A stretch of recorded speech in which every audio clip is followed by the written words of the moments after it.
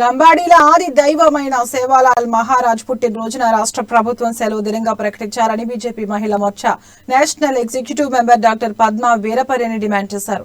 BJP ST Morcha ఆధ్వర్యంలో సద్గురు శ్రీ సేవాలాల్ మహారాజ్ 284వ జయంతి వేడుకలను నిర్వహించారు. ఈ సందర్భంగా మోతీనగర్ చౌరస్తా నుండి బోరబండ్లలోని ఇంద్రనగర్ వరకు శోభాయాత్ర చేపట్టారు.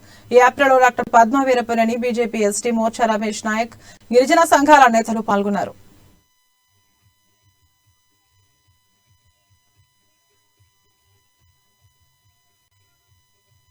అందరికీ నమస్కారం. ఈనాడు సంత్ సేవాలాల్ 284వ జయంతి ఉత్సవం. బంజారాల ఆరాధ్య దైవం, కారణ జన్ముడు, మహానుభావుడు సంత్ సేవాలాల్ మన తెలుగు రాష్ట్రాల్లో పుట్టడం, తెలుగు రాష్ట్రాల్లో చరించడం మన అదృష్టం. బంజారాలు మన సంస్కృతిలో, మన ఉన్నతిలో, మన చరిత్రలో ప్రముఖ పాత్ర వహించారు. ఈ రోజు 10 కోట్ల మంది బంజారాలు లిపిలేని భాషలో మాట్లాడుకుంటూ వారి ఆచార వ్యవహారాలను, కట్టుబాట్లను పరిరక్షించుకుంటూ తమదైన శైలిలో జీవనం సాగిస్తూ వారి ఆభరణాలు కానివ్వండి, దుస్తులు కానివ్వండి వినూత్నంగా, విశిష్టంగా ఉండటానికి, వారు ఎంతో క్రమశిక్షణతో వారి జీవనం గడపటానికి, హిందూ మార్గాన అహింసా పదాన్న పయనించటానికి ప్రధాన కారణం సంత్ సేవాలాల్. దైవం మానుష్య రూపేణ అంటారు, అంటే మనుషుల రూపంలో దైవం.